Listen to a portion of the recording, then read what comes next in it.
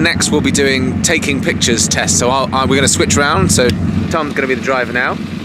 Yeah, he's going to be doing whatever that was, and I'm going to be taking the pictures, try and take pictures with each camera in like a sport mode to see how they come out, because this, as you can see, is some amazing scenery, and even if we don't use it in the video, I'm going to capture pictures anyway, because it's beautiful out here. It's amazing. So let's go take some pictures. In this challenge, the Legria Mini did a perfectly serviceable job of taking photos. It was really easy to take them with the big button on the front, but none of them are that exciting. The colours aren't that vivid, the detail isn't particularly fine, and overall it's just a fairly bland looking set of photos. Onto the XF1, whose main advantage and disadvantage was the zoom. When it was pointed towards me, I had no way to know how close to hold the camera, but when it was pointed away, it meant I could capture pictures of the cars ahead of us. It also managed to pick out a whole load of detail of the dust flying off the road, and really captured the action, although the colours aren't really that exciting. And finally the GoPro, which did a really good job, and the colours are the most vivid of all three cameras. While there was no viewfinder and no zoom to capture the action further away, it did really pick out the colours on the helmets and the cars,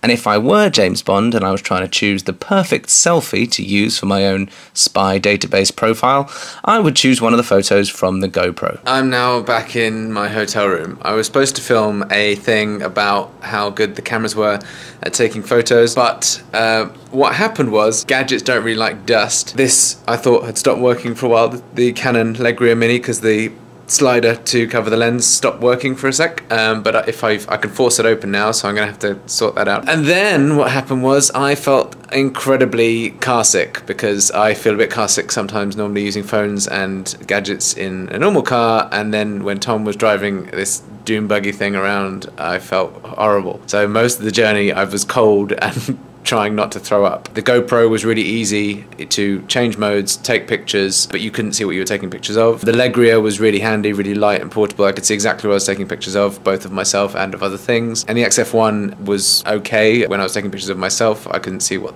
that looked like. I don't know if you can see how dusty I am. This suit is just, ugh, I'm dusty. My hair still looked like this.